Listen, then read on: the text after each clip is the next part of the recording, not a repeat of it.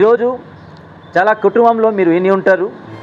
ఏ కుటుంబంలో శాంతి సమాధానాలు లేదు అంటే ఒకళ్ళు ఏమో ప్రార్థన చేస్తున్నారు, ఒకళ్ళు ఏమో దేవుడు పాపం నరకం అంటే భయము జీవిస్తున్నారు, ఇంకొకళ్ళు ఏమో లోకానుసారంగా జీవిస్తున్నారు. లోకానుసారంగా ఎవరైతే జీవిస్తున్నారో వాళ్ళ ద్వారా సైతం ఏం చేస్తుంది, ఎవరైతే ప్రార్థనలో జీవిస్తున్నారో వాళ్ళకి అటాక్ చేస్తారు. ఇలాగే జరుగుతుంది. యోబు పిల్లలు బయట నుంచి ఇంటికి వచ్చినప్పుడు యోబు ఒక మాట అంటున్నారు, నా పిల్లలు ఏమో తప్పు చేసి ఉంటారు అని ప్రార్థన చేస్తారు. హల్లెలూయా.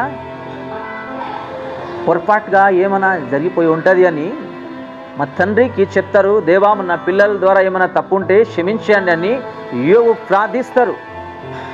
ఈరోజు మేము ఉన్నామా ప్రార్థనలో? వాక్యంలో లేదు.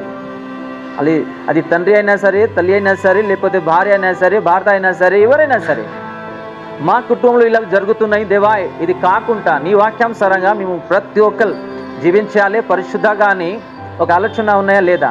ఈరోజు ఎలా డబ్బులు సంపాదించుకోవాలి, పెద్ద పోస్ట్కి రావాలి, హైఫై లగ్జరీ లైఫ్లో జీవించాలి, ఈ అన్ని భూమిలో ఒక రోజు ఇడిచిపెట్టి వెళ్ళిపోవాలి. ఆ రోజు మరణించినప్పుడు మీ దగ్గరే కానీ నా దగ్గరే కానీ ఎవ్వరు కూడా ఉండలేదు. ఈరోజు బ్రతికి ఉన్నాము, శరీరంలో ఉన్నాము కాబట్టి తల్లిదండ్రి ఉన్నారు, భార్యాభర్త ఉన్నారు. చనిపోయిన తర్వాత మీరు నేనే ఒంటరిగా మిగిలిపోతాము.